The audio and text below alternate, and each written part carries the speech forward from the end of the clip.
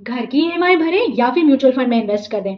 दोस्तों, यदि आप भी इसी कश्मकश में हैं कि आप अपना खुद का घर ले लें या फिर अपना जो पैसा है वो म्यूचुअल फंड में इन्वेस्ट कर दें और रेंटेड हाउस में रहना ही बेटर है, तो आइए कुछ क्विक कैलकुलेशन जल्दी से देखते हैं जो आपको डिसीजन लेने में थोड़ी सी मदद कर सकता है। तो मान लीजिए आप एक घर खरीदना चाह रहे हैं जिसकी कीमत 1 करोड़ रुपए है और वहां पर आपके पास 20 लाख रुपए सिर्फ डाउन पेमेंट है और 80 लाख का आप लोन लेना चाह रहे हैं। तो इस 80 लाख के लोन पर अगर बैंक आपसे 8% का इंटरेस्ट रेट एप्लीकेबल करता है तो 20 साल के लोन के लिए आपका जो ईएमआई बनेगा वो बनेगा अप्रॉक्स 67,000 का। तो 67,000 के हिसाब से देखें तो आपने 20 साल में टोटल जो अमाउंट पे किया है बैंक को वो किया है 1.6 ईयर। अब बात करते हैं 20 साल बाद आपके घर की क्या वैल्यू होगी। तो घर की वैल्यू अगर आप देखें, नॉर्मली प्रॉपर्टी जो है वो 6% से अप्रिशिएट करती है।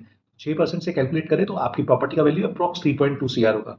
इसको थोड़ा सा बढ़ा भी लेते हैं और 7% का एप्रिसिएशन मानते हैं तो आपकी वैल्यू जो है 3.8 सीआर रहेगी। तो जो वैल्यू आपने पे की बैंक को उसको अगर हम डिडक्ट कर देते हैं तो आपकी जो प्रॉफिटेबिलिटी है वो नेट निकल के आती है 2.2 सीआर। यहाँ पर ईज ऑफ कैलकुलेशन के लिए हम प्रॉपर्टी टैक्स और मेंटेनेंस कॉस्ट को अभी छोड़ देते हैं। आइए अब देखते हैं यदि घर ना खरीद कर म्यूचुअल फंड में इन्वेस्ट करते हैं तो प्रॉफिटेबिलिटी फिगर्स क्या बनते हैं। तो सबसे पहले आपने बचाए डाउन पेमेंट के 20 लाख रुपए।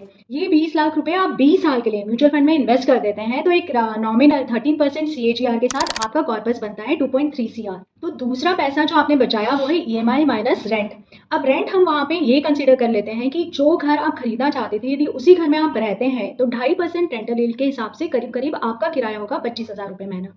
यहाँ पर ईएमआई माइनस रेंट मतलब कि आपका हर महीने जो पैसा बचेगा वो होगा करीब करीब 67,000 रुपीज़ माइनस 25,000 मतलब कि close to 42,000 rupees per month. जहाँ तक रेंट की बात है वो हर साल 10% बढ़ रहा है तो ये जो डिफरेंस है और ईएमआई माइनस रेंट वो 42,000 कांस्टेंट नहीं रहने वाला है।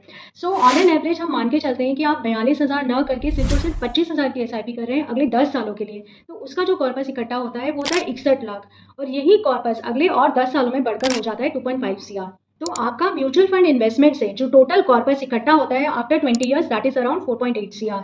अब बात करते हैं रेंट के खर्चे की। तो आपने यदि 25,000 रुपये पर मंथ पे किया और ये किराया हर साल 10% से बढ़ रहा है तो अगले 20 सालों में आपने जो रेंट पे किया है वो होता है करीब करीब 1.72 सीआर।